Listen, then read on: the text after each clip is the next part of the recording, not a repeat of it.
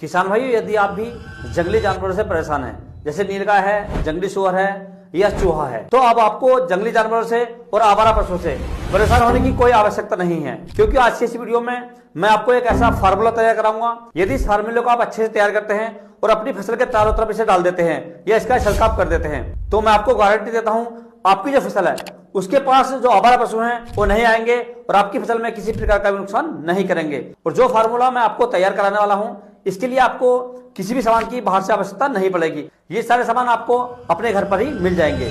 तो इस फार्मूले के बारे में आपको पूरी जानकारी दी जाएगी कि आपको इस फार्मूले को तैयार करने के लिए क्या क्या प्रोडक्ट लेने हैं, क्या क्या सामान लेना है और कितनी कितनी मात्रा में लेना है, और ये प्रोडक्ट आपको किस प्रकार से तैयार करना है। तो बने रहिए वीडियो पर अंत तक।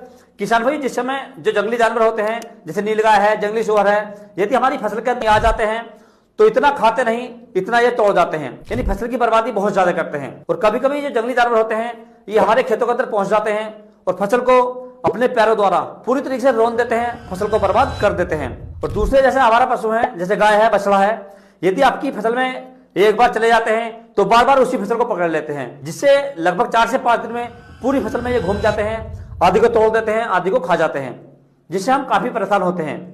और जब ये हमारी फसल के अंदर नुकसान कर देते हैं तो जो हम लागत लगाते हैं फसल के अंदर, जो उसे खाद पानी लगाते हैं, ये हमारा बेस्ट होता है और हमें उसमें दोबारा सी खाद और फर्टिलाइजर डालने होते हैं। उसके बाद ही हमारी फसल जो है रिकवर हो पाती है, वरना कुछ फसलें ऐसी होती हैं जो पूरी तरीके से बर्बाद हो जाती है किसान भाइयों। तो इस फार्मूले को तैयार करने के लिए आपको जो प्रोडक्ट लेने हैं, जो सामान लेने हैं, सबसे पहले आपको लेकर आनी है देसी प्याज, ये जिसे हम खाने में यूज करते हैं, ये आपको लेकर आनी है। इसकी मात्रा आपको 200 ग्राम प्रति एकड़ लेनी है।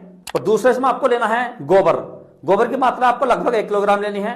और गोबर आपको ऐसी जगह से उठाना है जहां पशुओं का पेशाब भी होता है और गोबर भी होता है, यानी मिक्स होता है। मान लीजिए आपने 1 लीटर लेना है तो उसमें आधा लीटर पेशाब होना चाहिए पशुओं का और आधा किलो गोबर होना चाहिए, ये आपको लेना है।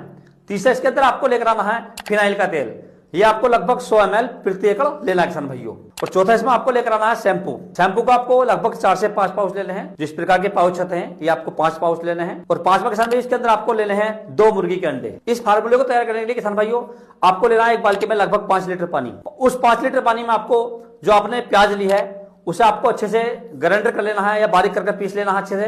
और जो आपने 5 लीटर पानी लिया है बाल्टी में, उस बाल्टी के अंदर इसे डाल देना है। और दूसरा, आपने जो पशुओं का गोबर लिया है और मूत्र लिया है, इसको भी आपको उसी बाल्टी के अंदर डाल देना है। तीसरा, आपको जो आपने अंडे लिए हैं, अंडों को फोड़ना है। फोड़ने के बाद में आपको बाल्टी के अंदर उसका जो अंदर का मटेरियल होता है उसी के अंदर डाल देना है। उसके बाद आपको लेना है फिनाइल का तेल, उसको भी उसी बाल्टी के अंदर डाल देना है। और सबसे लास्ट में इसके अंदर आपको डालने हैं शैम्पू।